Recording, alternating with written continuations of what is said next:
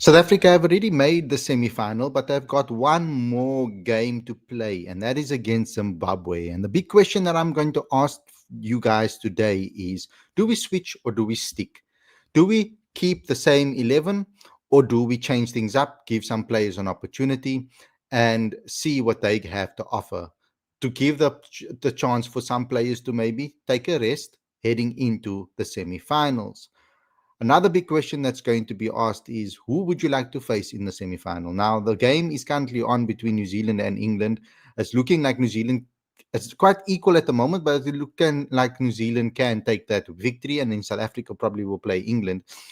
If the other games mathematically work out in South Africa's favor, of course, we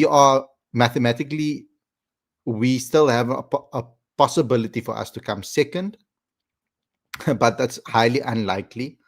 It will take a massive West Indies win and a massive loss to Zimbabwe for that to actually happen. So we're going to be discussing the Zimbabwe match, what we can expect. I'll be taking you through the T20 World Cup companion and the preview over there to give you guys some extra insight into this. And then I'm going to get into the live chat and see what you guys have about to say. But before we get going, before we get started, please subscribe to the channel if you're new. Click that notification bell for all future videos. Smash the like button, comment, and share. And don't forget to comment in the comment section after I've ended the stream. Also, go and download our T20 World Cup companion. The link is in the description. So without further ado, let's get straight into today's video.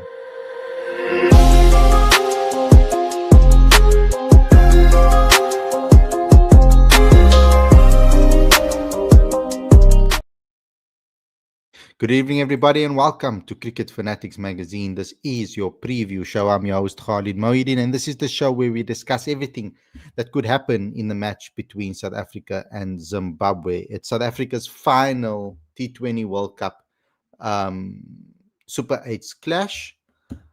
And let's see what South Africa do. And it's going to be an interesting one. It's going to be one where Zimbabwe is playing for pride because they already are out. And we're going to have to wait and see what the coach will do. Will he change things drastically or will he stick to the same 11 to build momentum into the Super 8s? That's the big question right here from Coach Shukri Conner. What will he do? But we are going to be facing Zimbabwe, of course. And the match will be in Delhi this time. And we have already seen what Delhi has to offer. I mean, I think two spinners is probably the way to go in Delhi, generally speaking. But let's have a look at what our ultimate T20 World Cup companion has to say. While neighbours Zimbabwe are the surprise package of the T20 World Cup, with their victories over Oman, Australia, and Sri Lanka, combined with a no result against Ireland, meaning they were unbeaten throughout the group stage.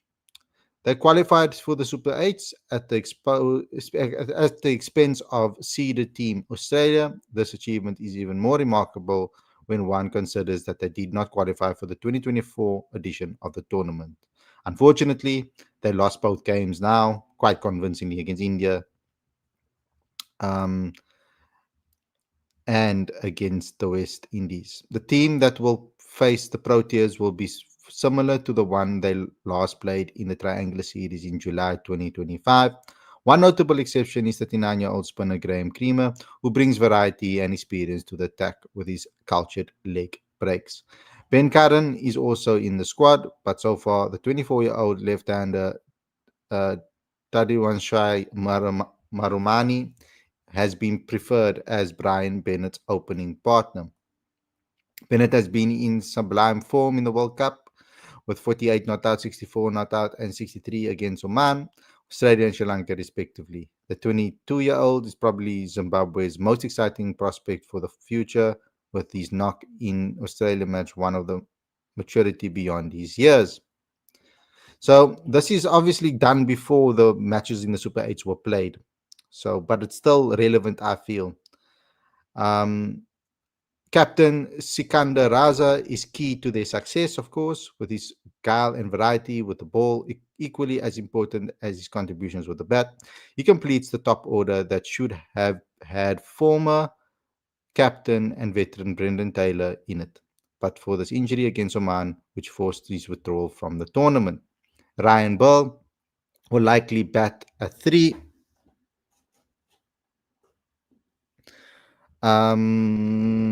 With all top 4 having all played 50 or more T20Is and striking at over 120. Zimbabwe are yet to lose more than 4 wickets in an innings. That was before the Super 8s, of course. So the and lower order is yet to be fully tested. Early wickets may expose what could be a soft underbelly. Fast bowlers Blessing Mozarabani was a destroyer in chief against the Aussies with 4 for 17, rocking the former champions with his first ball to start the slide, then mopping up the tail. He received great support from Brad Evans. Those 3 wickets included those of Head and Green. For the middle overs, there is the ever dependable left arm orthodox spin of Wellington Masakatsa, another player with bags full of experience at this level. South Africa should not underestimate the threat of that Zimbabwe poses. They are a team with proven match winners and on their day can beat the best in the world. And that is 100% true. You can read the rest of that in the T20 World Cup companion. I just want to go. I just want to have a look quickly from a team perspective, right? Zimbabwe got destroyed by India and the West Indies, and generally speaking, the lineup against India was Brian Bennett, Muramani, Dion Myers, not Ryan Burl, Dion Myers, then Sikandar Raza, then Ryan Burl. So those basically the same player. Sikandar Raza, okay. Tony Munyonga, Tashinga Musakiwa, Brad Evans, and then Tinontenda Maposa, Blessing Mazarabani, and then Richard Ngrava. That is their team over there that they selected for that. So that's probably what we're going to see from a team perspective. They did have Brian Bennett. He's brilliant. He's in great form, so he can trouble South Africa. He got 97 not out against India. And obviously their bowlers still, they are still dangerous, but they were really taken apart. And this was in Chennai. So from a South African's perspective, I would like to see some players get a rest. That's what I feel personally. I want to see some players get a rest and not everybody play in this match, because I think the guys that maybe have not yet fully hit their stride, they should play. And obviously the captain is going to play, but Quinny needs to play. Ryan needs to play. I would give Deva Brevas another go. I think our batters particularly need some time out there to play, because they haven't all batted all the time. So I don't think it's necessary to rest any of our batters. They can all play. I would maybe just switch up, like play Jason Smith maybe in the lineup, and maybe give David Miller a little bit of a rest. I don't think he needs to play against Zimbabwe. Let's keep him for the semi-finals, and then play Tristan Stubbs, right? Because he's a youngster. And then give Jason Smith a chance. That's something I would like to do. And then I would play George Linder, give Corbin Bosch because of the conditions, and then let Corbin Bosch chill. He deserves a rest as well. He's been playing excellently. And then perhaps give Andrik Nokia another run against Zimbabwe. So those are like the 3 changes that I'll probably make for the side. I don't know what you guys think, but this is kind of underwhelming game. We basically are in the semi-final, and we basically are number 1. Things have to go horribly wrong, but I think South Africa still need a professional victory over here. Get over the line, go unbeaten into the semi-finals. Let some players go out there and free themselves and play freely and just play for their form. That should be the mentality, and that should be the aim. Let's get into the live chat. Shadrach says, I would not rest any players unless they're in orange red zone. We want a clinical performance with a team that is gelling well with good momentum into the series, into the semi. Sorry, looks like we will play England at the moment. That's exactly what it is looking like. Um, I was watching the game before I came live, so I just want to keep an eye out on this game because I would like to know what's happening. Um,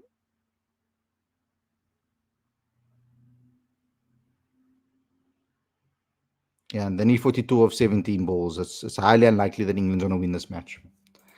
Safa says the game against Zimbabwe, I want Deva to come out at 3, Jason Smith and Anrich in the final Super 8 game. I would also like to see Jason and Anrich. we are aligned there, Sarfraz. Shadrach says Shooks will not shift the batting order, and that's why I would just maybe give David Miller a little bit of a time off, let him fully recuperate and be fully focused and ready for the semi-finals. Safas says, aside from South Africa, Zimbabwe is having a great World Cup. Brian Bennett and Blessing Mazarabani are in the top 2 of the highest run getting and wicket takers. They just had bad games against they just had some bad games now recently. I mean, they got smashed by India. Um, so unfortunately, um,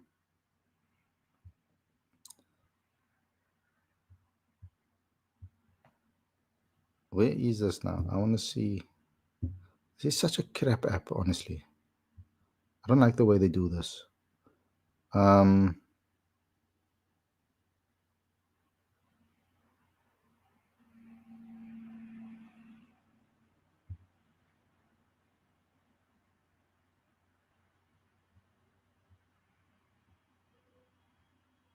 Sorry, I just want to see all the fixtures over here. It's just irritating me the way they do this. Yeah, so they were terrible in the Super 8 Zimbabwe, unfortunately. They looked like uh, they looked like all that form and stuff. So, I mean, Australia would have been irritated because it's almost like all that talent and ability just went out the window, kind of. Safra says, if the semis take place in Mumbai, then bowling first is the best option. Safa says, if the semis take place in Eden Gardens, then it can be tricky for South Africa. I think it will be tricky either way, to be honest. But from a South African standpoint, we need to be strong. We need to play as a collective. I think that's the one thing that I think from South African perspective that we can be happy about and that I'm really impressed with is the way we are playing as a collective. This team, it's Ubuntu for us.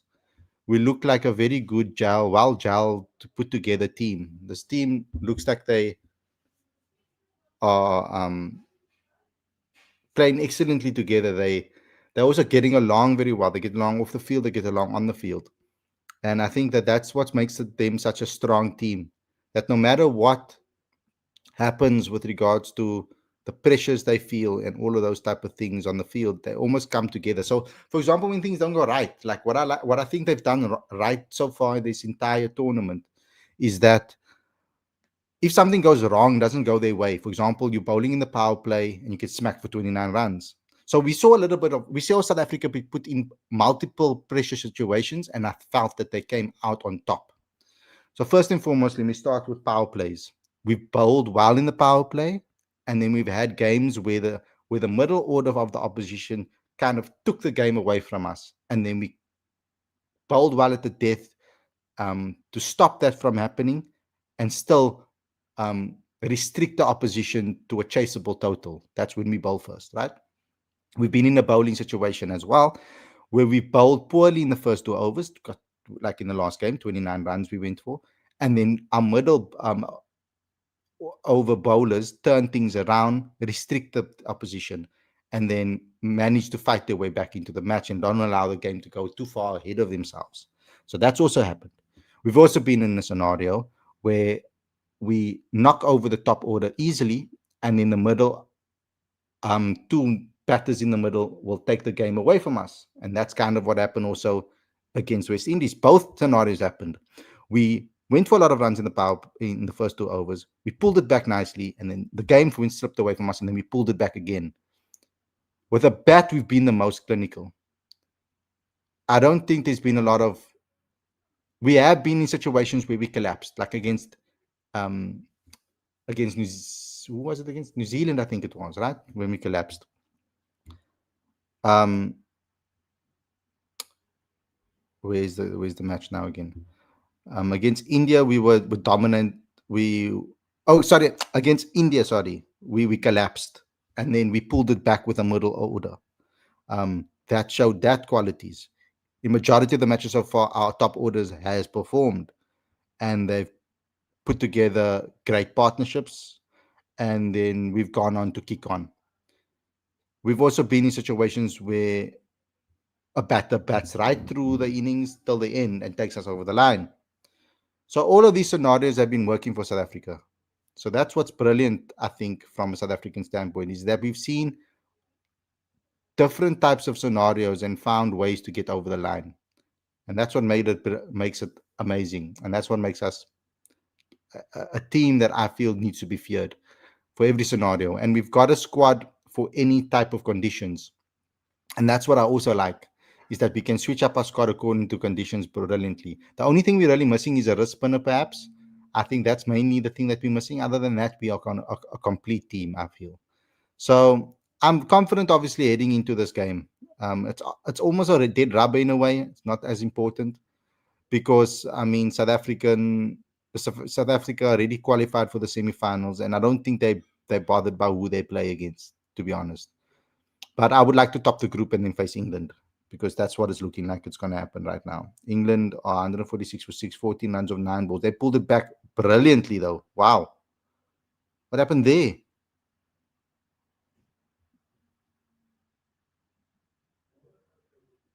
Damn. So, yeah, England can still win this game, it looks like.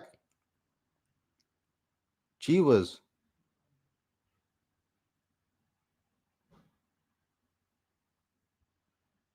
Guys, what happened in that? What happened here?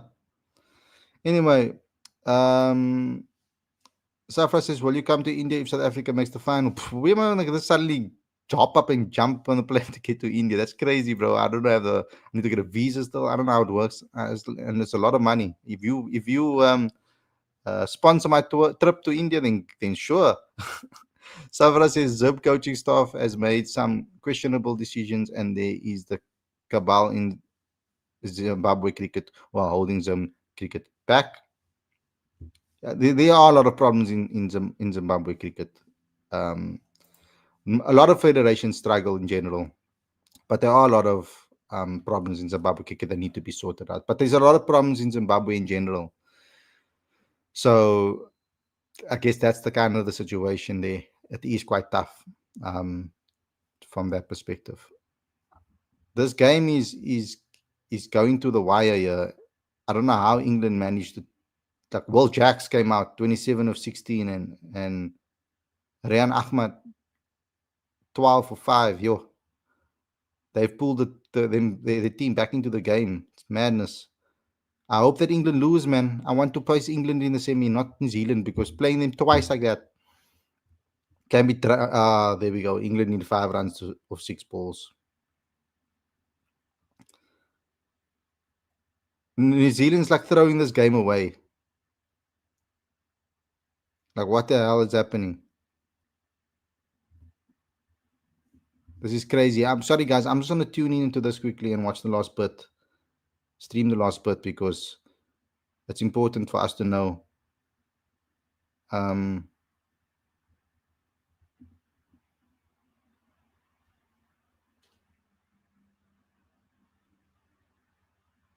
how did they throw this game away like this? This is crazy.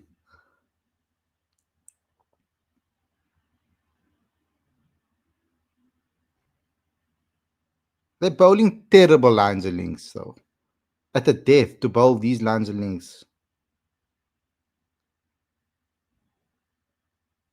I think New Zealand's going to be tougher for South Africa. Yes, I do think New Zealand's going to be tougher, especially after we played them already. in the group stages. I don't like to play a team twice in a tournament because just the probabilities of you winning twice in a tournament is slim against a world class team, and that's my concern. I know we've beaten them convincingly already, but I'd rather play a new team, like for example, like England, who have a lot of vulnerabilities, than play the same team that we already played in the group stages. That's just my personal feel, but I do believe that South Africa can win nonetheless. I don't know what New Zealand's doing. They were in so much control in that match. Like this, I don't know how this game just slipped away from them. So it's crazy.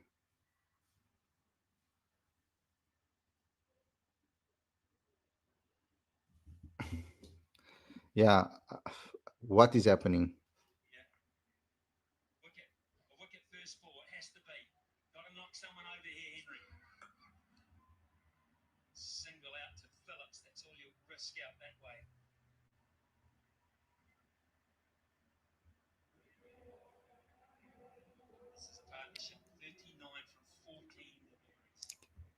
No, it's this is mental.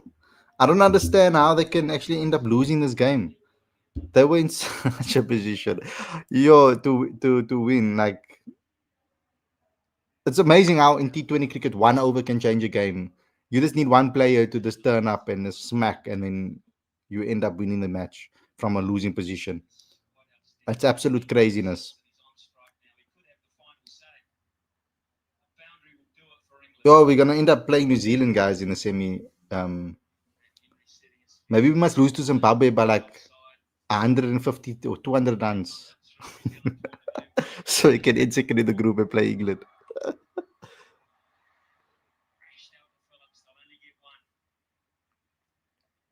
Imagine if this is gonna end up in a super over.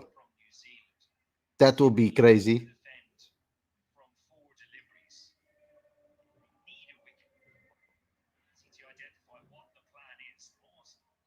I don't know how they let this game slip away from them. But maybe that's a good. Maybe South Africa should be playing them then. Um,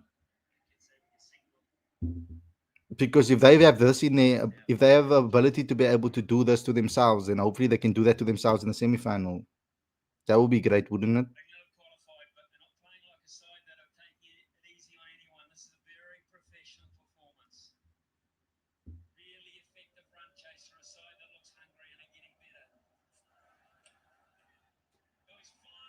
That's the game. Okay, so South Africa's going to play probably New Zealand in the semi-final, unfortunately. So that's what we've ended up with. Aye, aye, aye, aye, aye. Okay. So now I feel maybe slightly different about the preparation for it, but I think we need to go out there and let our batters just play free flowing cricket, just express themselves and give our bowlers some rest, and then we'll see. The Shadrach says maybe we'll get England in the final. The boys can beat anyone. Yeah, maybe we'll get England in the final, and that will be a great final to win. To be honest with you, I would prefer that. I would like to beat England in a final. That would be great. But the way England turned their tournament around is fantastic. This continuously grow, become stronger and stronger and stronger. And you know what's nice about what the difference that I feel with South Africa at the moment is there's so much room still to improve. To improve, we haven't played the perfect game yet. Like I think New Zealand was maybe the closest to the perfect game, but there's still so many players that can still put up their hands, fully put up their hands and star.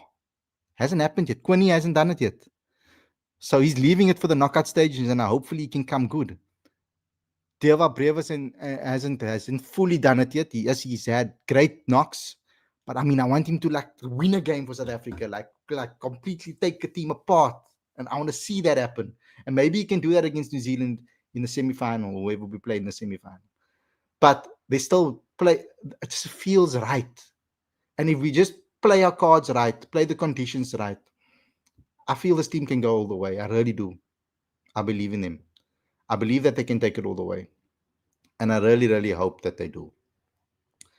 But guys, thanks a lot for watching. I hope you guys enjoyed this episode. It is a shorter one because there isn't really much to talk about when it comes to this match. It is a kind of a dead rubber, but it's still a match that I want to watch, that I have to watch and cover, and I will be doing that for you guys. But thanks a lot. Oh yes, and I will be on a. Oh yeah, but I can tell you that on the review show. But I will be on a podcast on Monday morning. It's not live, but it will be uploaded to Sporty Sportycast channel. So yeah, I'm gonna go get ready for to break my fast and stuff and help with the food and laying the table and all those type of things. But thanks a lot everybody for watching. Don't forget to subscribe, click the notification bell for all future videos. Don't forget to smash the like button, comment, and share. And also don't forget to comment in the comment section after we've ended the stream. Let me know what your lineups will be for tomorrow's match, for Sunday's match, please. And also I would like you guys to download our T20 World Cup companion. The link is in the description as well. Thanks a lot for watching, everybody. I hope you guys enjoyed this episode, and I'll see you again with another review show. Stay safe. Enjoy the rest of your evening and your weekend. Peace out.